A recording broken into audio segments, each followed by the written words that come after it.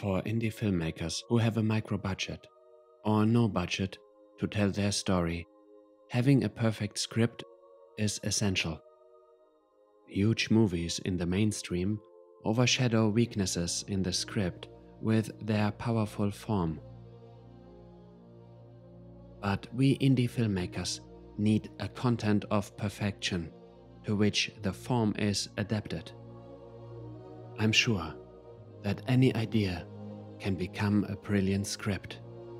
There are now many tools and decks of cards to write scripts. I use the mythological hero's journey to tell my story. All good scripts have the hero's journey wrapped up in them. But in this video, I tell you the #1 rule, the cornerstone for a good script. It is so simple but ingenious. When you hear it, you think it's obvious. But many well-known average to bad movies don't follow it. In fact, I think this rule is the basis for a good script. And here it is. One scene leads to the next.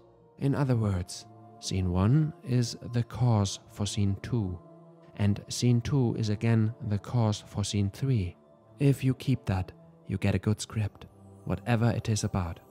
However, there are many films where it looks like this.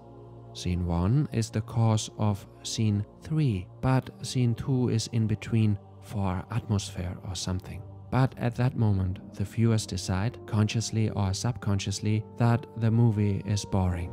For my feature film, The Black and White Game, the trailer you can find here. When I was writing the script, I cut out all scenes that didn't directly advance the story. And what was left was a framework in which, as I said, scene A is the cause of scene B and so on, without extent. If you consistently pay attention to this, the viewer stays with it from beginning to end. I hope you liked my content. If you want more micro-budget indie feature film making tips, then please subscribe to my channel and give me a thumbs up. I appreciate that. Thanks and see you soon.